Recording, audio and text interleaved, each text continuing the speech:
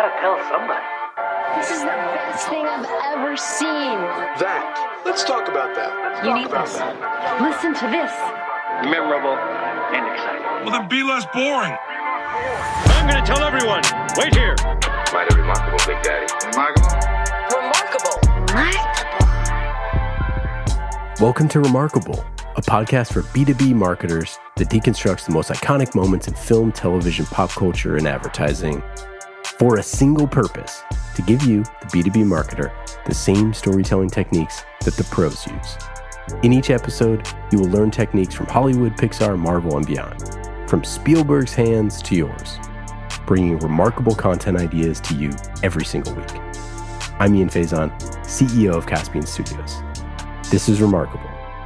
This week, we're talking about B2B marketing lessons from the podcast Murder in HR with the help of special guest, VP of Content Marketing at Gympass, Christine.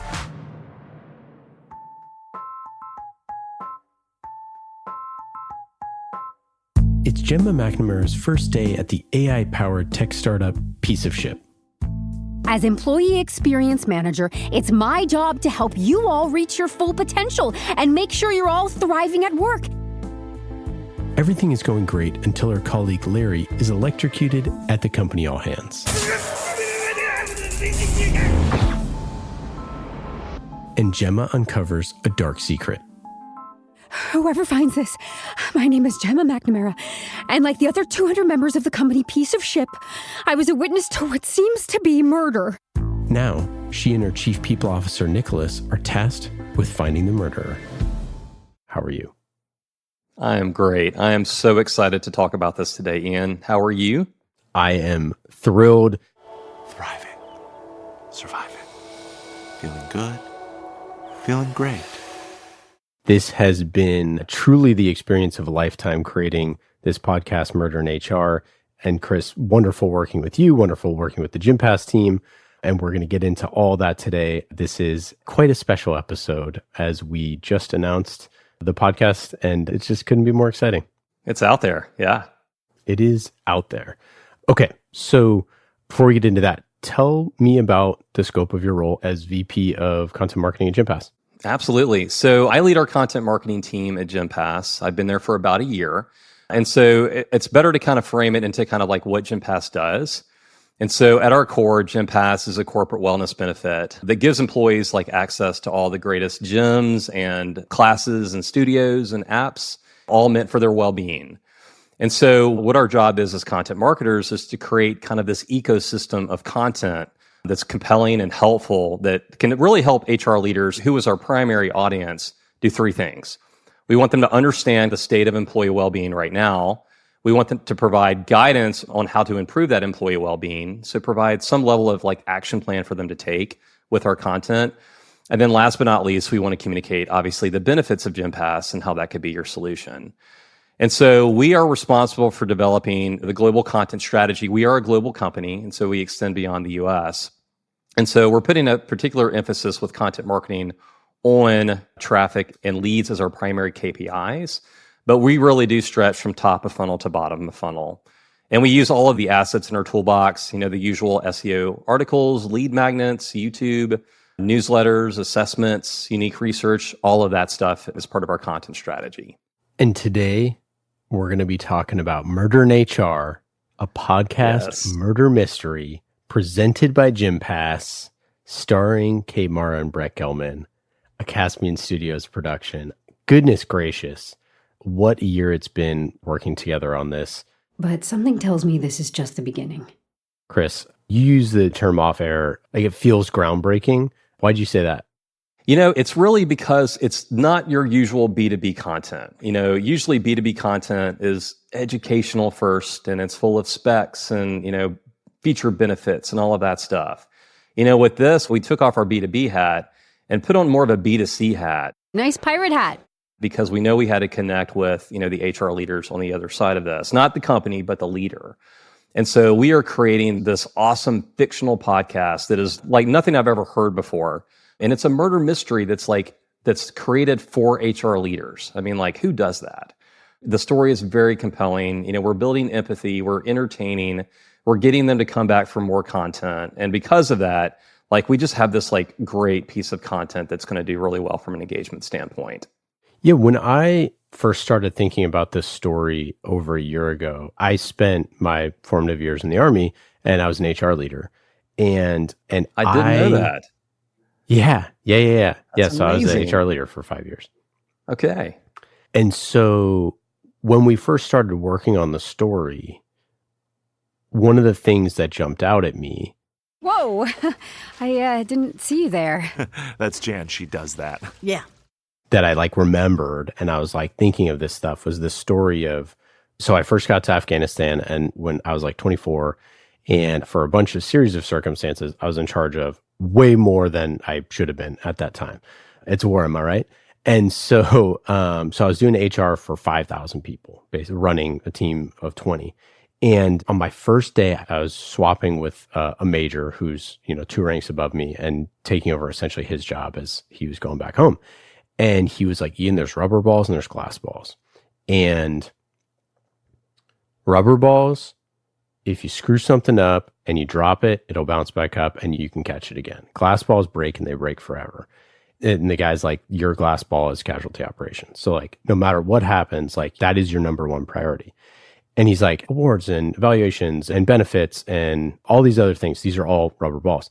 And so it was interesting thinking about this story of this HR leader who has so many different priorities, but what if this situation was heightened to the point of the most ridiculous, the most crazy, because the stuff that HR leaders deal with on a day-to-day basis is so crazy already.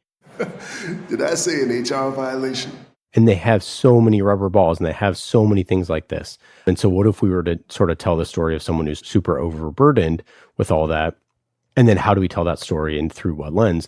And for me, I wanted to make a murder mystery because I think it's so compelling and because it's so clear and crisp in the way that you can tell a whodunit and you get all of these suspects and you get all of this stuff.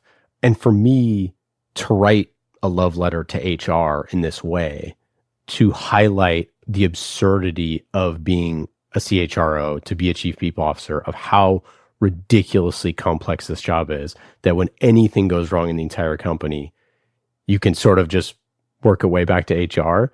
And if there's a murder in the company, who else would be the person who would solve it, right? Totally. Who else would be tasked with that, right? It's the only person who's logically would be tasked with it. I don't know why everyone's looking at me. And so I just thought that was so fun.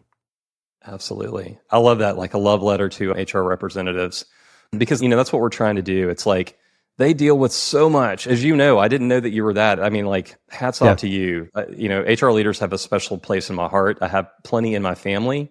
And, the audacious things they have to deal with every day, the conflict, the crap, just all of that. And so making this to kind of bring a little levity to their world and a little entertainment, but also to build some empathy, right? It's although the story is audacious, the toxic behaviors that are kind of talked about throughout are very real. Get your fake smiles ready. And so we want them to hear oh yeah, they understand what I'm going through and this is great. We wanted to be in their corner. And so I love that concept of a love letter to HR. Okay, Meredith. Were you standing there the whole time? What the heck is Murder in HR? Oh, so Murder in HR, it's a story about a woman named Gemma, and that's who Kate Mara voices. That is Meredith O'Neill, our amazing producer extraordinaire for this show and many other shows at Caspian Studios. And she's just started this brand new job as employee experience manager, and she's at this tech startup. Welcome to Piece of Ship. And that's when one of her coworkers, this guy named Larry, gets electrocuted during a company all hands. Think you've had a bad day at work? Well, unless you watch someone in a pirate hat get electrocuted on stage in front of your whole company, I got you beat. So she decides to investigate what happened, and she discovers this super dark secret that he was actually murdered. So she goes on this mission with her chief people officer named Nicholas, and that's who's voiced by Brett Gelman. Hello there, I'm Brett Gelman. Nice to meet you. Oh, actually, I'm not with you right now, so I can't really meet you, can I? And they go to find out who the murderer is. And so she's using her HR skills to investigate these, as you guys talked about, the toxic colleagues, trying to figure out, who did it. when she's also trying not to become the victim herself. Yeah. And this is the spoiler-free version of the summary. So there's a spoiler-filled version of the summary, which there's a very large twist. So, spoiler warning, if you don't want to know the big spoiler that happens in episode 2, you can just go listen to the show and then come back to this. I'm nervous now. Yeah. So the company is actually, the tech company is actually a front for assassins. So it's actually an assassin company. And so Nicholas, who's played by Brett Gelman just brilliantly, is the chief people officer of a company that's a front for assassins. So he has the most ridiculous job ever. I know how to make a killing for a living. He's trying to wrangle all these people and keep them together. And when Gemma finds out, now she's stuck and she has to do this.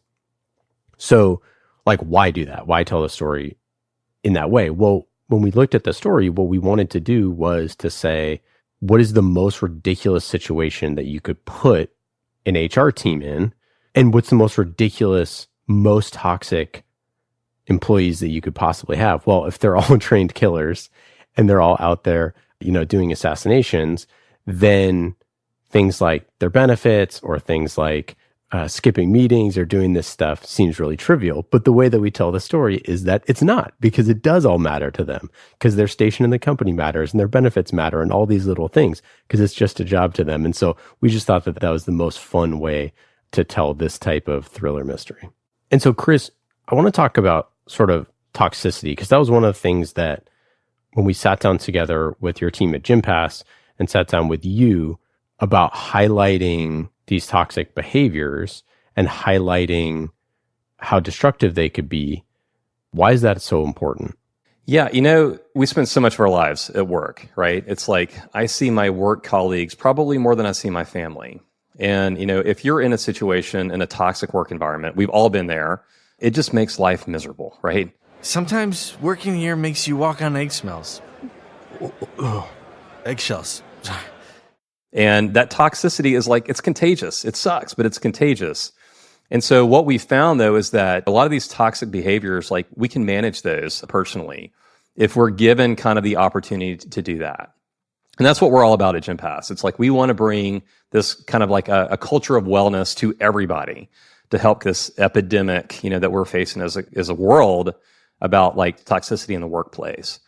And so through management of that, like, through tending to your own well-being, if it's meditation or if it's, working out in the gym or going for a walk, walking your dog, whatever it is, that is just critical to helping you reset and to kind of like resolving some of that stress that kind of leads into toxicity.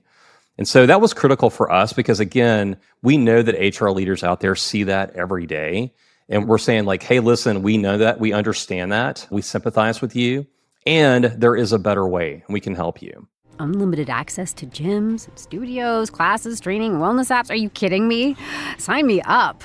So that's why it was important to kind of get over those toxic behaviors, but also in a very entertaining way, right? They're over the top, but they're rooted in reality. And I think that's what's really cool about this.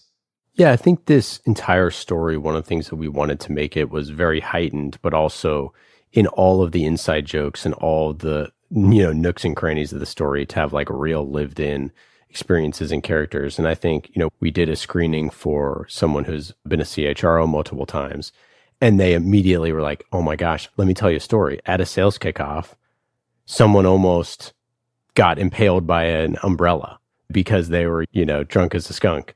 You smell like you're having a good time. And I almost dealt with almost this exact situation. And I've dealt with crazier things than this. And I've dealt with this and I've dealt with that. And, was telling all these crazy stories of people that are even far, far crazier than the characters that we could have made. So, the truth is stranger than fiction. And we pulled a lot of that stuff into these characters. And I think it's a really important part of the story that each of these people have something that creates that toxic behavior. They have like a need that needs to be fixed. And that's why they're being toxic. Well, it's like, oh, why are you, always double booking meetings? Oh, because, I don't know how to manage a calendar and I don't get to get my morning workout in. And then I don't feel, XYZ. And so I'm just kind of running and all these things. And I think that one of the coolest parts of working with Gympass and partnering with y'all on this and like spending a lot of time talking to y'all about wellness is just how many different forms it can take and how important it is that people find their version of wellness. Let's look inside ourselves. Deep inside. It's something we talked about with both of the actors on the set that they both feel strong about finding that version of wellness. And it really is important. And like these toxic behaviors that a lot of your, colleagues have, that there's like an antidote to that there's something that you can do that can counteract that behavior and get back to a place where you're not toxic to the rest of the people on your team. Absolutely. And like, that idea of flexibility and kind of like just a suite of things that you can do. Because like, I like going to the gym, but not every day. And so I'll go to a gym and then I'll go to a class and then I'll go running outside. And so I need that variety in my, my day. If you made me go to the gym every day, it would lose my mind. And so that flexibility, it's just like, it's so much more appealing to everybody because not everybody is a gym rat. Not everybody wants to like, the Arnold Schwarzenegger hulking frame. That's not what I want. Actually, I'll take that. But it's in his younger years, I'll say. But, it's like, what is important to the person and how can we support that? And so that's the cool thing about Gympass is that you have so much variety to tend to your well-being in the way that you see fit and that's most impactful for you. So Chris, obviously agreeing to this whole thing in the first place is a pretty big step, right? Once we started these conversations and saying like, hey, we want to make this murder mystery set in HR that has all this crazy assassin stuff and all these other things. It's not common. What do you think, like, why don't companies do stuff like this more? And why did you want to do something like this? Yeah. I mean, it's a risk, it's new and we don't like change. We don't like what's new. We don't like what's not proven, right? But, we have leaders at our company, which are just like, they have foresight. And so what we wanted to do as a company is like, there's two drivers for this. From a content marketing standpoint, we put out a lot of SEO content. And, now there's AI out there. And so now all of a sudden overnight, everybody, no matter how small you are, can put out a massive amount of content in the wellness and health space. And so now our content still ranks really well on Google and it's still very valuable, but that was kind of the great equalizer for that channel. And so, we realized like, hey, listen, we have to stand out. We can't do status quo content. We really need to stand out. And then from a brand awareness standpoint, our company was founded in Brazil and we are a household name in Brazil. And so on our way to building that same level of awareness in the US, we realized like, hey, we need some bigger brand awareness like drives and campaigns and content. And so that kind of culminated into kind of like the need. It's like, okay, we want to do something that's top of funnel, that's unique, but also at the same time, we didn't want to do some kind of like crazy stunt that got us a spike of awareness, for the wrong reasons. We wanted something meaningful. We wanted something that's going to resonate with HR representatives. We wanted to give them a reason to continue to come back to us. And so that's really why this podcast made a lot of sense. And working with you all on this to really set the vision and to achieve the vision so that we're making a story that really resonates with HR leaders and identifying kind of the problem that they're working with. And then underlying all of that is the solution. Very subtly, and it's more of an organic kind of mention as we talked about. But Gympass is there and it's not in your face, but it is the obvious solution to these behaviors that people are suffering from. And I think that's the genius of this all. It is a story first, but underlying all of this is Gympass. And that makes a very strong business case. Yeah, and I think that what's really important is that this is something that's done very often in movies, and it's been done for a long time. Spielberg famously did this to pay for all of his movies to have really cool brand integrations. We were talking before this about Stranger Things, which we can get into here in a second, about how strong their brand integrations are and how Netflix is doing this right now. This is being done on that side. It is not being done in B2B content. And so that's one of the things that we as Caspian Studios wanted to do, was to say, hey, we want to tell real, authentic stories that are grounded in realism, but also extremely absurd and entertaining. And we wanted to find partners that want to serve the audiences that we want to serve. And when I first started talking to Ryan about Gympass, Ryan, your CMO, when he took the job, I had no idea what Gympass was. And I'm sitting here running a small studio. And I'm like, this sounds awesome for my company. So like, as soon as I found out about it, I'm like, oh, this is awesome. We're definitely going to become a customer. And I was just talking to one of our employees today who was like, by the way, Gympass is so awesome. I'm going to like 3 different gyms, like one for classes, one has like always treadmills always open, and one I can go for like free weights that are all It's around the golden me. ticket. It's like, it gets you in anywhere, it's awesome. Yeah. Yeah. And like, that's the sort of stuff that's so exciting to hear. And that's why you can fit Gympass into a story like this really organically and easy to say, hey, the company in the story uses Gympass as part of their benefits. And like, it's just such an organic way to include y'all in the story, but also the way that you view the profession of HR and how important they are and how misunderstood they are in a lot of ways, how much responsibility they have. Those are all the same things that we really felt when we were writing the story.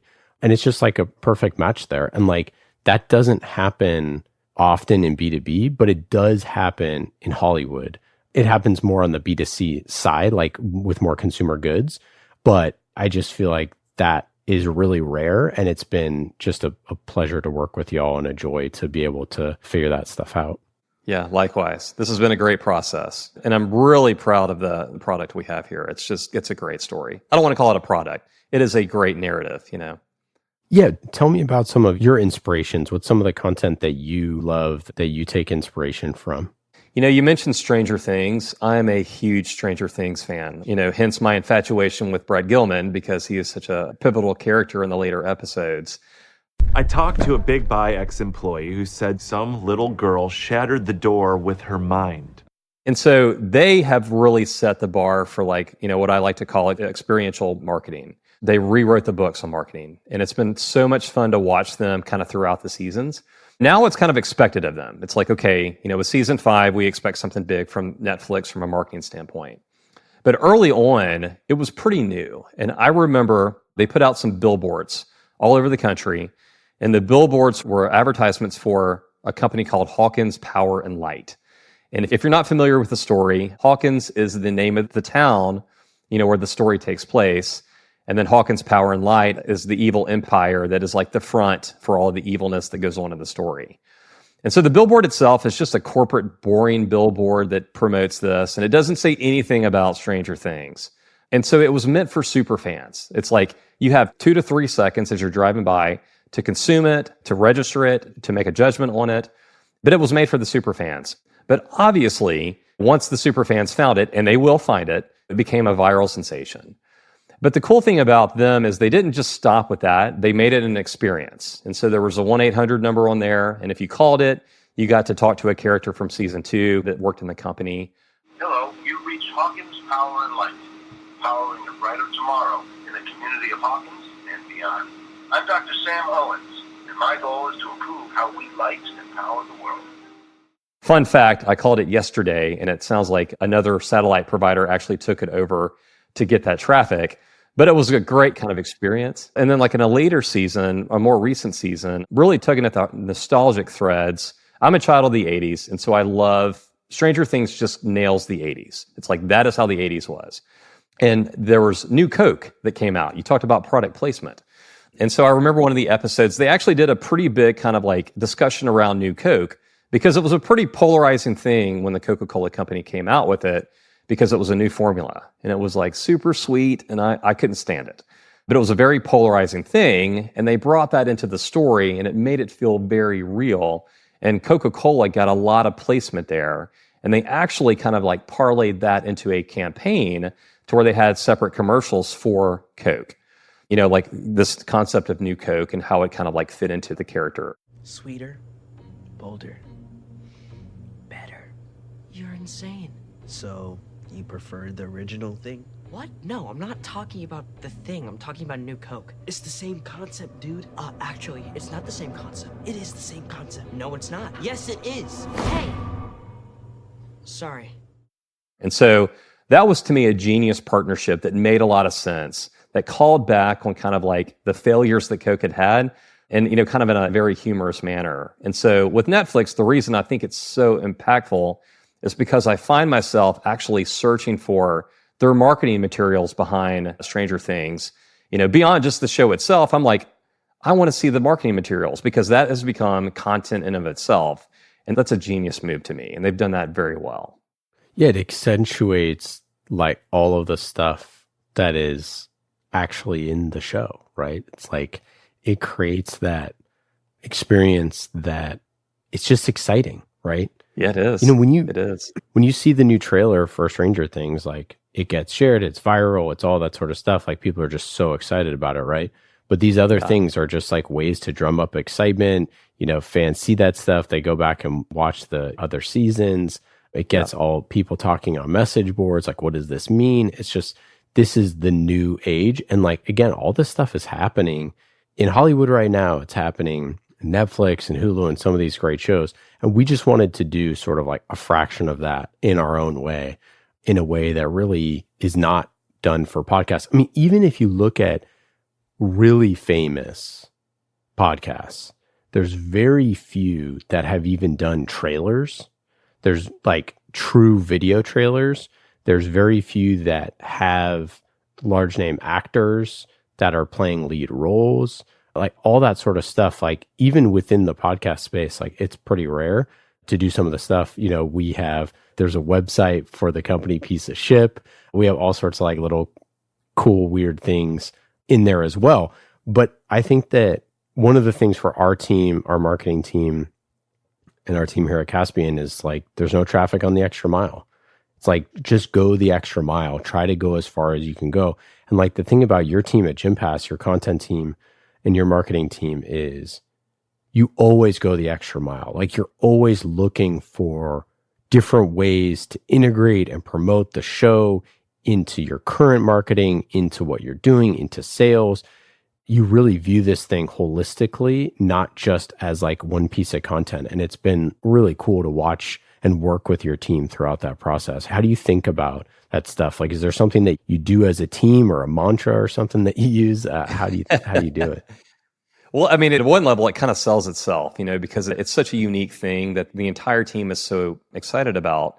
And especially when you bring kind of these big name actors like Brett and Kate Mara to the table that really kind of make this like story pop, and they bring life to the characters along with all the other voice actors. But from a content marketing standpoint, everything that we do really fits, a customer journey. The worst thing that you can have in content marketing is a dead-end piece of content. It all needs to be part of a longer experience. And I think that's what our marketing team and our sales team is so great about, working together so that when we build brand awareness, that we are pushing them towards our website experience so that way we can continue the conversation with them in other channels and other ways. And so, the podcast here, obviously we have Gympass as a subtle mention, an ad roll that kind of points us back to the website where our other content takes over, where that leaves off. And so we are really incorporating that, and we're trying to make more of a seamless kind of interaction between the podcast and some of our written content. We're even thinking about some lead magnets that make a lot of sense for that, that maybe incorporates some degree of the story into it to kind of continue that conversation. But it's all about continuing the conversation and offering up the next logical step for them to take with us, that might be consume a different piece of content, and ultimately it's going to be to talk to our world-class sales team. But that's a process, that's a journey, and we don't want to rush it.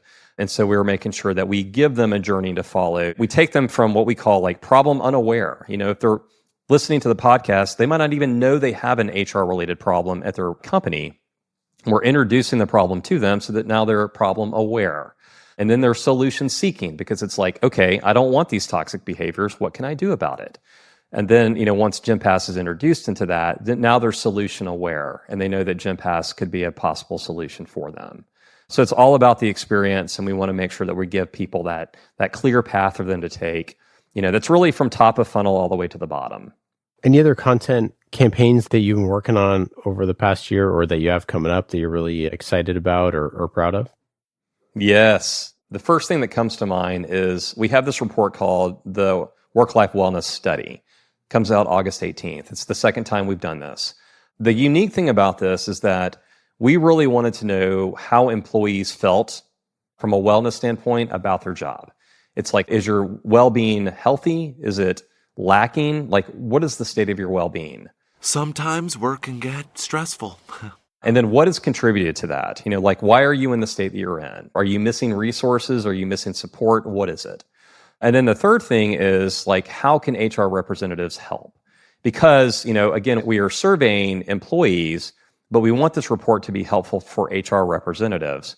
And so by asking these employees, like, hey, listen, what's the state of your well-being and what's contributing to that? And how can HR help you? We're hearing directly from them, like, ideas on how they can improve their well-being. And so that report has been a really big effort for us, massive survey, 5,000 people from around the globe to get the data to really develop that report so that we are handing off something very valuable to our HR representatives that identifies the problem, identifies a solution, and introduces them to Gympass along the way. So very unique, kind of proprietary research that we're doing, and we can't wait to share it with the world. So exciting. I am eagerly waiting it. I always love that stuff. I love those type of reports. I find them just endlessly fascinating. And it's some of the best content marketing. And it's just a must. I mean, it is an absolute must to be doing some type of research initiatives because they're so insightful and helpful and useful. Really, yeah. There's so much noise out there. We just kind of want to bring some clarity to kind of the issues that we're dealing with in a very succinct manner, just so that HR representatives say, okay, I get it, and this is what we need to do about it. Any thoughts on ROI of content marketing? Yes. For me, it all comes back to your analytics stack. And if you have your analytics stack that can measure like that full journey, what I was talking about earlier, then you're in a really good spot. As we all know, the challenge comes when you cross domains, right? It's like, you start out on a podcast platform and you're trying to get them to the website. That is a break in the analytics train in a lot of instances. And so it's like, okay, so how do we measure that?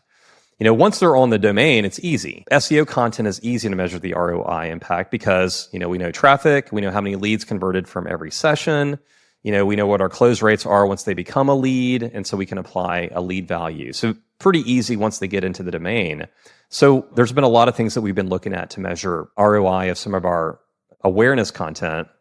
But one thing we've really been zeroing in on is kind of putting on my SEO hat, the branded component of organic traffic. And so what that means is like the number of people who are searching for Gympass or Gympass XXX, whatever it may be. And so our brand awareness activities really need to be driving brand traffic, right? And so we should be seeing a continuous increase there from all of our activities. The challenge is kind of associating one individual activity with that traffic profile. But if we look at this, like whenever we have a launch of something, we can look on that traffic profile and we see a distinct spike that perfectly aligns with that. And so that gives us an indication of kind of like the traffic impact of that activity. And then of course, at that point, we can kind of assign a, lead value to it. Because branded traffic, as you are aware, is much more valuable to us than non-branded traffic. Like if they know Gympass, they're more likely to convert. And so we want branded traffic all day long.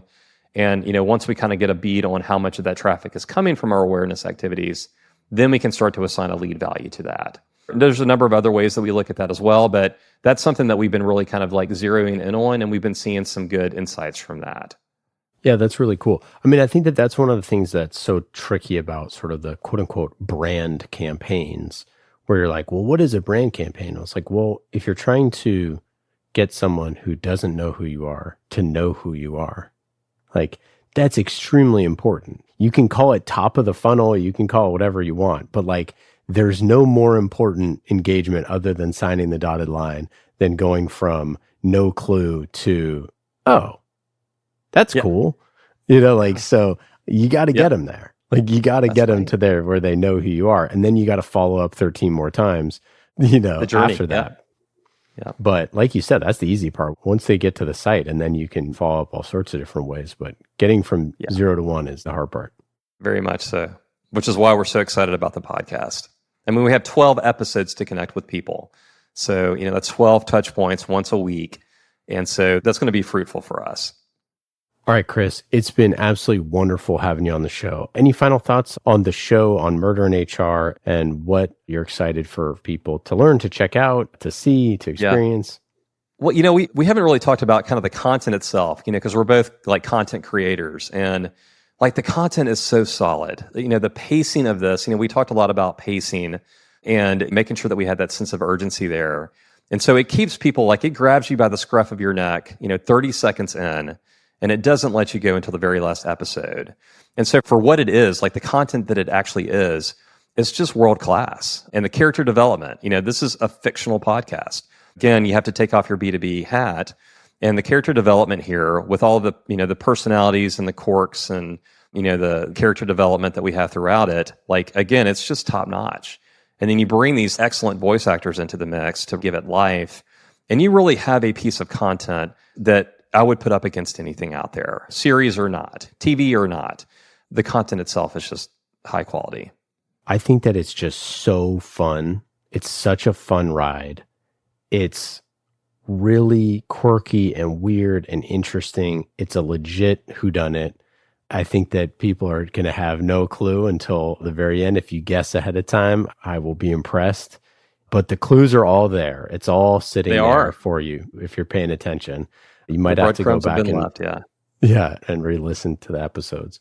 But it's just such a fun ride, and it's something that I think people will really love and come back to, and that's what I'm most excited about is that, it's somebody's favorite show, and that HR gets the shine, and that they get the spotlight, and they're the heroes in this story. Yeah, and they're cool, nuanced, interesting characters that are not perfect people, that have little bits and pieces of all the HR people that we've worked with, and I think that that's really fun. And there's lots of inside jokes and info and little things there. So if you work in tech, if you work in HR, if you work in startup world or Silicon Valley, especially, there's lots of little tidbits for you. I can't wait for everyone to listen to this. Any other thoughts on content marketing or piece of advice for other VPs of content marketing out there? Yeah, the only advice I would give them is, you have to take a risk. You have to do something different. There's so much noise out there with content. And I know we've been saying that for 20 years, if not 30 years, but it's only getting worse. You got TikTok, you got YouTube, you got Threads now, you have, SEO content. There's just all of this stuff out there. And if you want to be heard, if you want to kind of make the connection in a new way, you have to do something different. And so that is what this is. Murder in HR is our attempt to do something different. And we feel very good about the engagement side of things on the podcast.